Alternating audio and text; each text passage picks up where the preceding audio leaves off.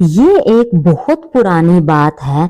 एक बार एक जंगल में एक कौवा अपने परिवार के साथ रहा करता था। वो जंगल से लकड़ियां काट कर लाता, उन्हें बेचता, ऐसे ही अपने परिवार का गुजर बसर किया करता था। एक बार वो जंगल में लकड़ियां काट रहा था। लकड़ियां काटते काटते अचानक से उसकी कुल्हाड़ी नदी में गिर जाती है। कुल्हाड़ी के नदी में गिरते ही वह जोर जोर से रोने लग जाता है। उसको रोता हुआ देखकर वहां पर एक परी आ जाती है। परी को देखकर कौवा बहुत हैरान हो जाता है।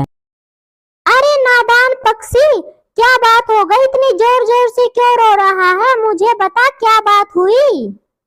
परी रानी, मैं बहुत गरीब पक्षी हूँ। मेरे पास एक ही कुल्हाड़ी थी जिससे मैं लकड़ियां काट कर उसे बेचकर अपने परिवार का गुजर बसर किया करता था।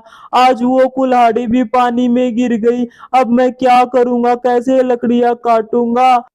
हे भगवान, बस इतनी सी बात और इतना रोना धोना? रुको तुम अभी। परी रानी कौवे की ईमानदारी को परखना चाहती थी, इसीलिए जब वो पानी से बाहर आई तो एक सोने की कुल्हाड़ी लेकर आई।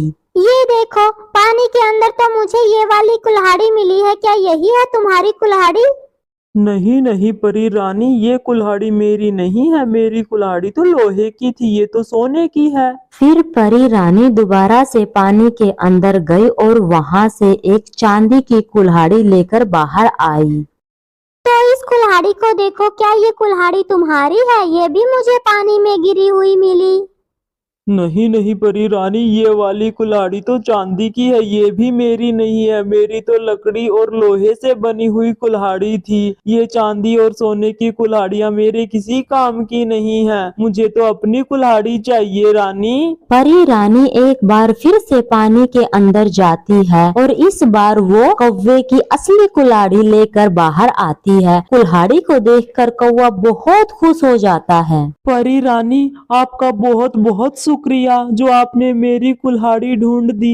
यही है मेरी कुल्हाड़ी परी रानी, यही है वो। परी उस कौवे की ईमानदारी को देखकर बहुत खुश हो जाती है। चांदी और सोने से बनी कुल्हाड़ी भी उसे इनाम में दे देती है, जिससे कौवा खुश होकर उन कुल्हाड़ियों को अपने घर ले जाता है।